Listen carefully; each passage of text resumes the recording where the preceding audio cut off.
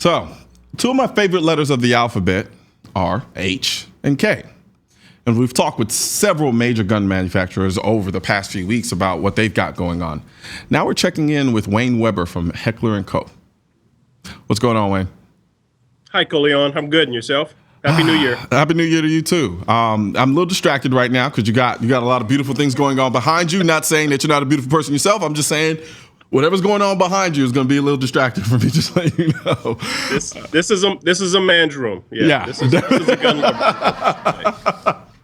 I think one of my bucket list things to do is to build a gray room with everything that we see here in this current picture. I don't know how feasible that is, but nonetheless, I'm gonna make a valiant attempt. We just got through talking about SHOT Show in the last segment. Is there anything we should be looking for on the horizon as far as any new offerings from HK this year? Well, some of the new things are new since SHOT Show of last year. Of course, the SP 5K pistol is something that we've introduced since then. I think it was at the NRA show last year. Different configurations of the VP series pistol, the VP 9 and 40 tactical version, and different color frames as well, the flat dark earth and also the gray in the tactical and the standard model. Okay, and so with the SP5K, now that is essentially the civilian version of the MP5, correct? The MP5K. 5K, gotcha. Okay, correct. And so there's a special place in my heart for the MP5 and the MP5K. For a lot of people, I know the market right now, there are a lot of offerings now as far as the pistol carbine aspect of things. So what made you guys decide to now come out with the SP5K? Was it something that was always in the works, or is it just something you guys decided to do out of the blue? It was essentially breathing life into an older product that we offered many years back, which was the SP89, which again was a civilian version of the MP5K. Now that one was banned during the 1994 crime bill, but when that bill sunset, that opened the doors again and gave us the opportunity to reintroduce that to the civilian market. Got you. Now there's a lot. For anybody who's kind of getting into the gun culture initially and start going online and hearing certain things. HK is infamous, essentially, in my mind, at least from what I hear people say all the time. What are some of the things about HK that you feel are a little bit misunderstood that a lot of people don't really get? A lot of people think HK only cares about the military and law enforcement market when it couldn't be further from the truth. We certainly want to support the civilian and the commercial marketplace, but we certainly can't ignore how we started, which was with the military and law enforcement community. So there's a huge crossover, and we try to do a good job of showing our support for both of those markets. Much more so in recent years with our offerings on the commercial side, both in terms of long guns and pistols. Gotcha. And then it's amazing because a lot of people, especially people who are actually considered themselves HK guys, they undervalue how many other platforms and guns that you guys actually make for the military side of things.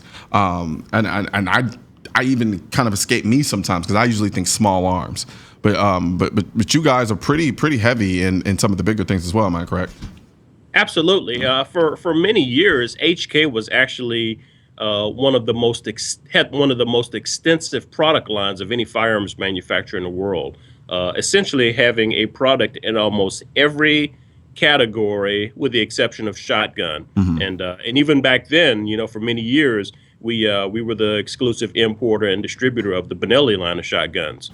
But since then, again, we've essentially had something available in almost every category, from pistol all the way up to the one you see behind me here, the grenade machine gun.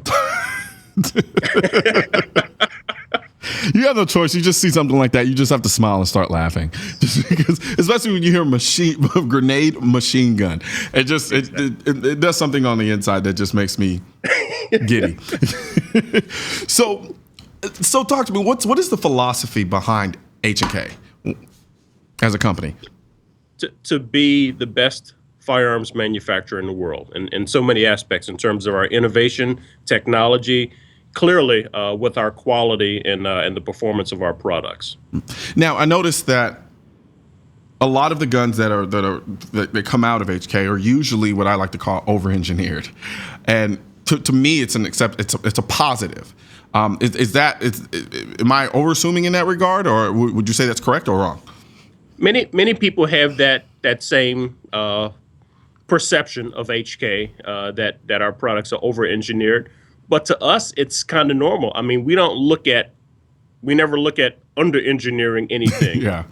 We always try to put a little bit more effort and a little bit more thought into the basic things, the basic production and design and manufacturing in our product. There's simple things that we do that a lot of people just kind of take for granted or take as assumptions with many other firearms manufacturers, whether it's the level of testing that we put into any particular gun, the proof firing, every aspect of our gun, of our production, is something that a lot of people kind of take for granted and assume that most companies don't do that, or most companies do that, but many of them don't. I'm thinking like one of the biggest examples of that would be the VP9. Okay. Because I think I've asked you before, like why it took so long to get the Striker Fire version that we have now of what is the exceptional VP9. Go ahead. What was the basis behind that, and the time that it took from its inception as a thought to actually giving it and putting it on the market? Well, we certainly wanted to introduce the VP9 a bit earlier than we actually did, but we wanted to make sure we got it right. No matter how good you think your product is, you're going to get beat up on the blogs out there. Oh yeah. There are always going to be haters, but we put a bit more effort into it, and not just the VP9, but many of our products to make sure we get it right, to go that extra mile before because one thing that I don't believe that we've ever done is a recall, and we don't ever want to get to that point. Yeah. Yep. And I think that's incredibly admirable. Now, I don't know if I want to wait to talk about this beautiful room you're in until after the break, or if I want to get into that right now.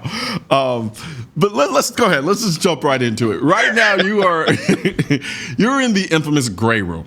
I am. It is a room that, even when I started getting into firearms, was a room desired by people around the world it was just some place you have to go to and see for yourself, even though I've never quite done that yet. But what was the gray room? The invitation's always there. Hey, you know what? Count me in. I'll be there. Okay. So tell me about the gray room. How did it get started? Why the gray room?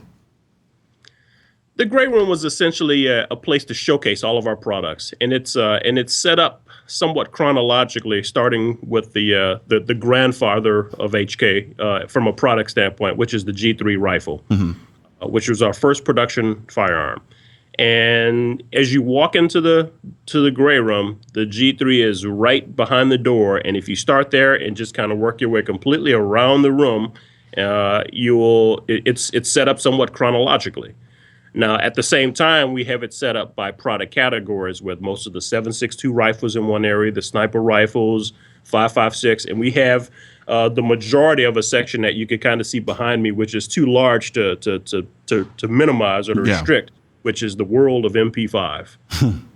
And then as you continue to go around, it gets into some of the R&D projects like the G11 caseless ammunition firing rifle, and then the G36s, XM8s, and 416s eventually. Awesome. We'll be talking about the 416 when we come back from break too. Okay. It's all right. We're going to take a quick break right now, and we'll be back. Okay.